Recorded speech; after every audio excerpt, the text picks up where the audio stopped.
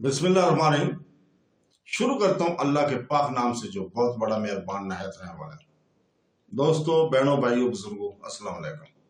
तारीख इस्लाम में मोहम्मद बिन कासिम की किस्त नंबर 72 आपके सामने पेश खिदमत है और इसमें हम बयान कर रहे हैं मोहम्मद बिन कासिम की बसरा रवानगी को।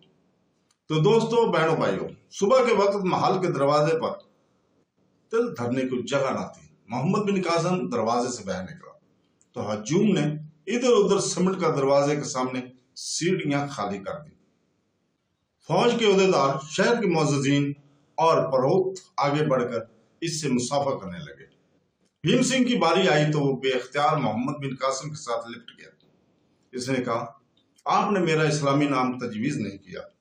मोहम्मद बिन कासिम ने जवाब दिया, तुम अगर पसंद करो तो मैं तुम्हारा नाम सैफुद्दीन रखता हूँ। सीढ़ी से नीचे एक सिपाही घोड़ा लिए खड़ा था। मोहम्मद बिन कासिम नीचे उतरकर घोड़े पर सवार होने लगा तो यजीद बिन अबू कबशा ने भाग कर बाग थाम ली। मोहम्मद बिन कासिम के इस्तेजाल के बावजूद लोग भाग भाग कर दीवानावार इसके पांव को हाथ लगा रहे थे।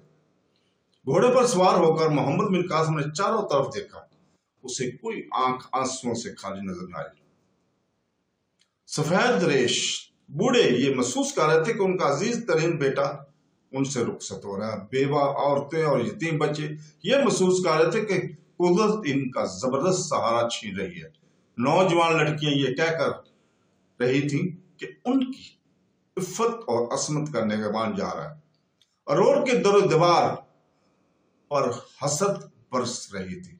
अपने बाप के इशारे पर शहर के फरोत के नौजवान लड़की आगे बढ़ी और इसने मोहम्मद बिन कासिम को फूलों का हार पेश किया और करते हुए कहा, मेरे भाई, मैं अरोर की तमाम कन्याओं की तरफ से ये तोहफा तुम्हारी खिदमत में पेश करती हूँ। मोहम्मद बिन कासिम ने इसकी तरफ एहसान मंदाना निगाहों से देखते हुए फूल कबूल कर लिए। देवल के बाजारों से सलमान बिन अब्दुल मलिक की कैदी का घोड़ा फूलों के ढेर रोंदता हुआ निकला। अरोर के बाशिंदों ने किसी शहनशाह का जुलूस भी इस कदर शानदार ना देखा था। किसी अजीज की जुदाई पर इस कदर आंसू ना बहाए थे। वो हाथ जिन्होंने 2 साल कबल फातिह सिंध को अपना बदतरीन दुश्मन समझकर तीरों और नेजों के साथ इसका खैर खत्म किया था, वही अब फूलों की बारिश कर रहे थे। अली, खालिद, नाहिद और जहरा मोहम्मद बिन कासिम के साथ जाने वाले चंद सिपाहियों के साथ पहले ही शहर से बाहर पहुंच चुके थे। ये काफिला 60 नफूस पर मुश्तमिल था। इनमें 40 वो सिपाही थे जो मोहम्मद बिन कासिम को पाबा जंजीर दमिश्क ले जाने के लिए यजीद बिन अबू कबशा के साथ आए थे।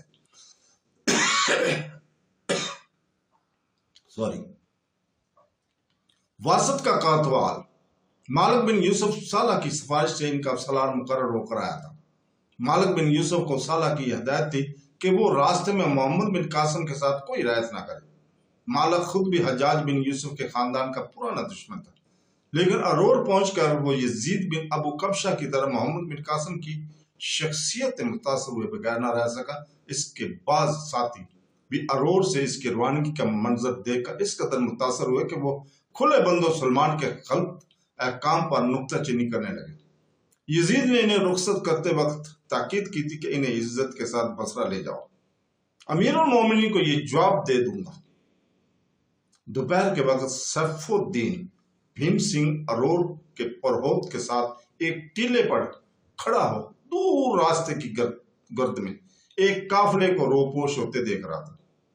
परहोत ने एक ठंडी सांस लेते हुए कहा, सिंध का आफताब दोपहर के वक्त गुरूब हो रहा है।